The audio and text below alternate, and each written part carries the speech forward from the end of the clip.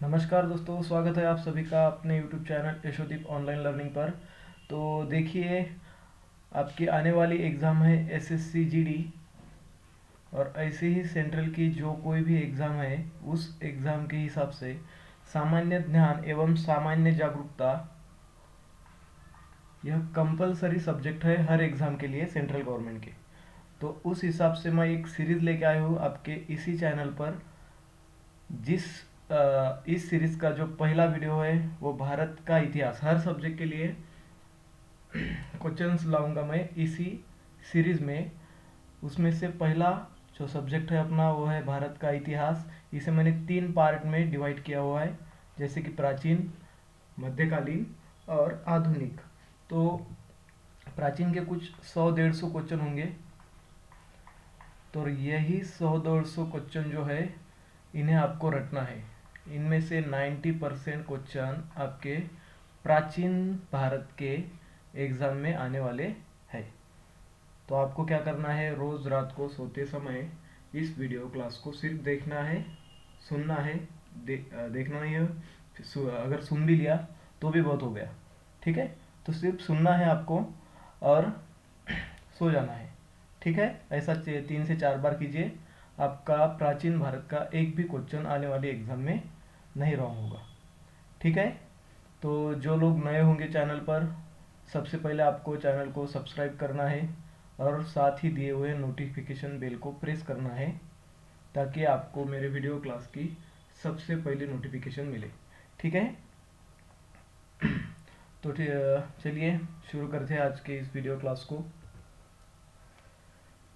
देखिए क्या क्वेश्चन है।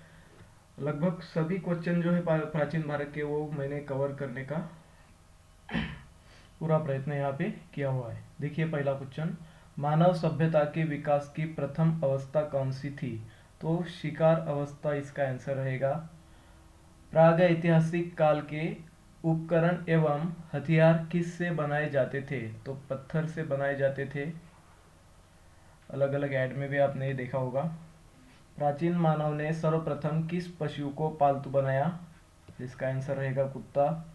मानव ने आग का प्रयोग सर्वप्रथम किस युग में किया? नवपाषाण युग में मानव ने सर्वप्रथम आग का प्रयोग किया। मानव ने कृषि कार्य किस युग से आरंभ किया? नवपाषाण युग। मानव द्वारा सर्वप्रथम किस धातु का प्रयोग किया गया? तो उसका आंसर रहेगा तांबा।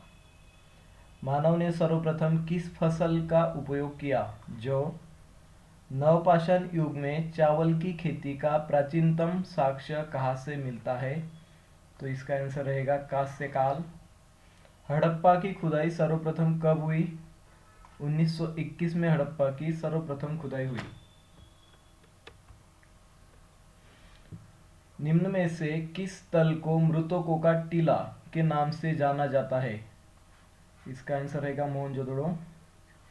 एक फिल्म भी बनी हुई उसके इसके ऊपर। मोहनजोदड़ो के टीले को खोजने का श्रेय किसे है? राखलदास बैनर्जी।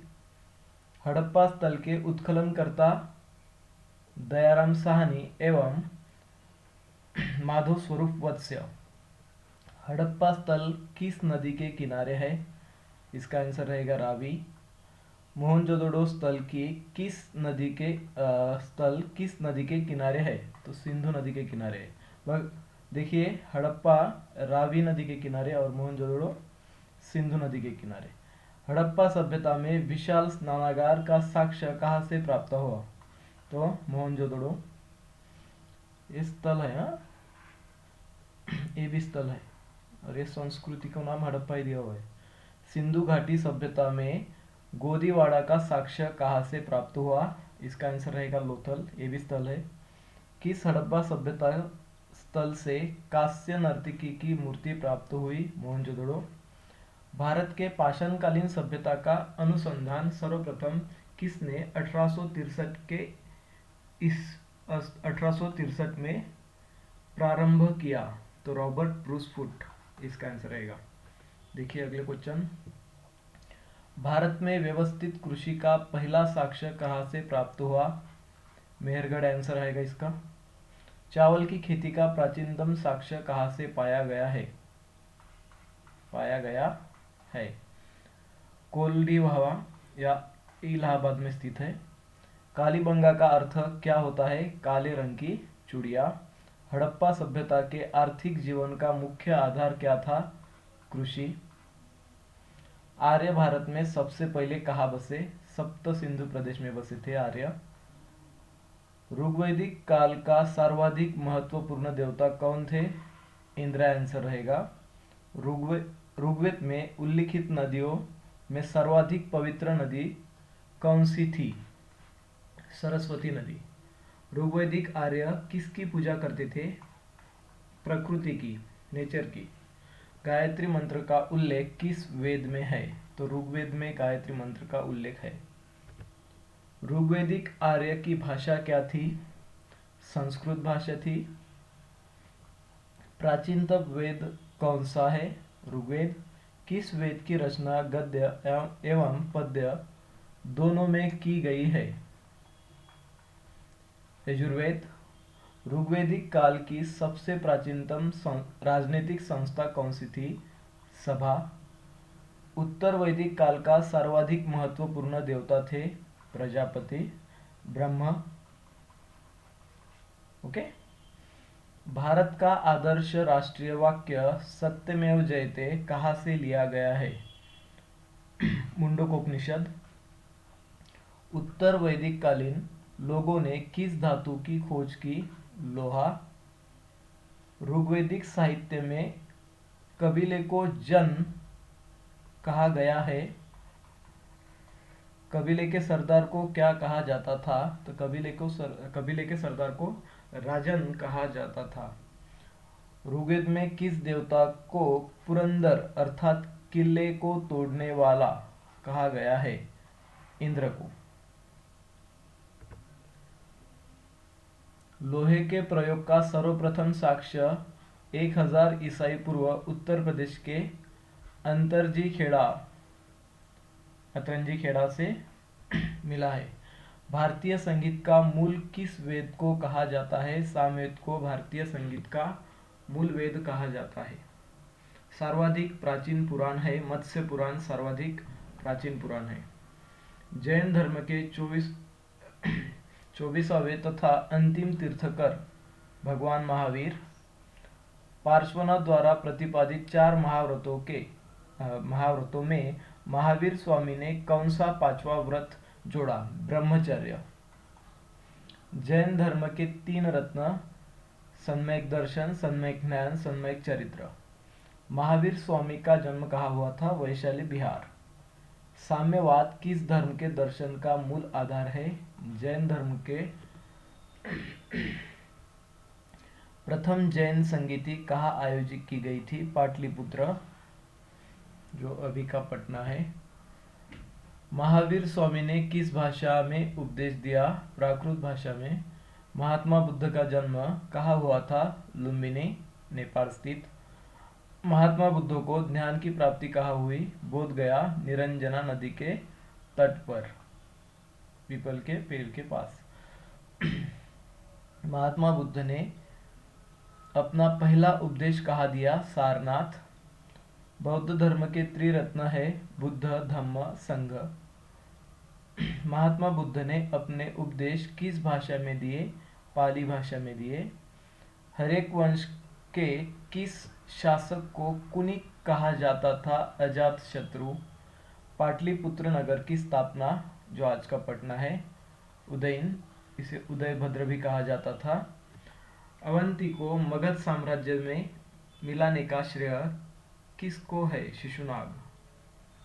अगले क्वेश्चन देखिए, निम्न में से किस शासक को सर्वशत्रांतक अर्थात क्षत्रियों का नाश करने वाला कहा गया है? महापद्मानंद। सिकंदर, ये नंद घराने का संस्थापक भी था। सिकंदर के आक्रमण के समय मगध का शासक कौन था? धनानंद। सिकंदर कहाँ का शासक था? मकदुनिया। सिकंदर एवं पोरस के बीच हुआ ईस्वी सन 326 ईसाई पूर्व का युद्ध किस नाम से जाना जाता है? विस्तता या झेलम का युद्ध, झेलम नदी के किनारे हुआ था इसलिए। महाजनपदों की कुल संख्या कितनी है? 16। चंद्रगुप्त मौर्य की सैंड्रोकोट्स के रूप में किससे पहचान की? William Jones. चंद्रगुप्त मौर्य का प्रधानमंत्री चाणक्य, सभी को पता है। प्रसिद्ध यूनानी राजदूत मेगास्थनीज किसके दरबार में रहता था? तो चंद्रगुप्त मौर्य के दरबार में यह रहता था। चंद्रगुप्त मौर्य ने नंद वंश के किस शासक को समाप्त कर मौर्य वंश की स्थापना की? धनानंद।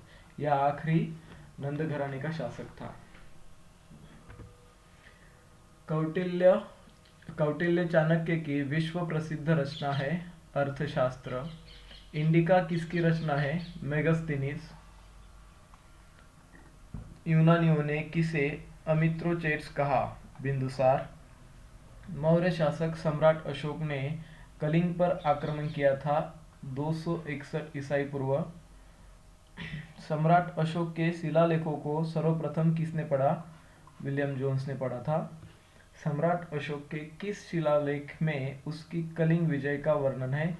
13वें। सांची के स्तूप का निर्माण किसने किया था? तो सम्राट अशोक ने किया था ये। मेगास्थनीज ने भारतीय समाज का वर्गीकरण कितने भागों में किया है? तो 7 भागों में भारतीय समाज का वर्गीकरण मेगास्थनीज ने किया हुआ है। किस मौर्य शासक ने धम्म का प्रतिपादन किया था? सम्राट अशोक। मौर्य काल में विष्टि किसे कहा जाता था? निशुल्क श्रम करने को विष्टि कहा जाता था। किस शासक ने अश्वमेध यज्ञ कराया था? पुष्यमित्र शुंग। प्रसिद्ध व्याकरणाचार्य पतंजलि किसके समकालीन थे? पुष्यमित्र शुंग के समकालीन थे। भूमिदान का सर्वप्रथम उल्लेख किस राजवंश के समय प्राप्त होता है? सातवाहन। शीशे के सिक्के किस राजवंश के शासकों ने चलाए थे? सातवाहन। भारत में सबसे पहले किस वंश के शासकों ने सोने के सिक्के चलाए थे? इंडो ग्रीक शासक। किस राजा के शासनकाल में ईसाई धर्म प्रचारक सेंट थॉमस भारत आया? गोंदोफोर्निस। मौर्य साम्राज्य के उच्च स्तर के अधिकारी को क्या कहा जाता था? तीर्थ कहा जाता था। वी.ए. स्मिथ ने भारत का नेपोलियन कहा था? किसे बताया था? समुद्रगुप्त को बताया था भारत का नेपोलियन। गुप्त वंश का संस्थापक था श्रीगुप्त। गुप्त वंश में किस शासक ने सर्वप्रथम महाराजाधिराज की उपाधि धारण की? चंद्रगुप्त प्रथम। किस गुप्त शासक को कविराज कहा गया? समुद्रगुप्त। श्रीलंका के राजा मेघवर्मन ने किस गुप्त शासक से भगवान बुद्ध का मंदिर बनवाने की अनुमति मांगी? समुद्रगुप्त को अनुमति मांगी थी। चीनी यात्री फैन किसके शासनकाल में भारत आया था? चंद्रगुप्त द्वितीय। चंद्रगुप्त विक्रमादित्य ने चंद्रगुप्त द्वितीय जो है वही चंद्रगुप्त विक्रमादित्य ही है, ने किस उपलक्ष्य में चांदी के सिक्के जारी किए थे? शकों को पराजित करने के उपलक्ष्य में विक्रमादित्य ने चांदी के सिक्के जारी किए थे। गुप्तकालीन नवरत्न किस शासक के दरबार में थे? चंद्रगुप्त द्वितीय। ये सारे विद्वान थे। गुप्तकालीन स्वर्ण सिक्कों को क्या कहा जाता था? दिनार। मंदिर निर्माण के कला का जन्म सर्वप्रथम कब हुआ? तो गुप्त काल में ही मंदिर निर्माण के कला का जन्म हुआ था। गुप्त स्थापत्य कला का सर्वोत्कृष्ट नमूना है देवगढ़ का 10 अवतार मंदिर। सर्वाधिक सोने के सिक्के किस काल में चलाए गए? गुप्त काल में ही चलाए गए। हर्षवर्धन की राजधानी कनौज। चीनी यात्री हेनसांग किसके शासनकाल में भारत आया था? तो हर्षवर्धन के शासनकाल में भारत आया था। प्रयाग प्रशस्ति की रचना किसने की थी? हरिसेन ने की थी। हर्षवर्धन को नर्मदा नदी के तट पर किसने हराया था? पुलकेशिन द्वितीय ने हराया था। कनौज के लिए हुए त्रिपक्षीय युद्ध के अंत अंतहा किसने जीता? तो प्रतिहार, एलोरा के कैलाश मंदिर का निर्माण किसने करवाया था? कृष्ण प्रथम।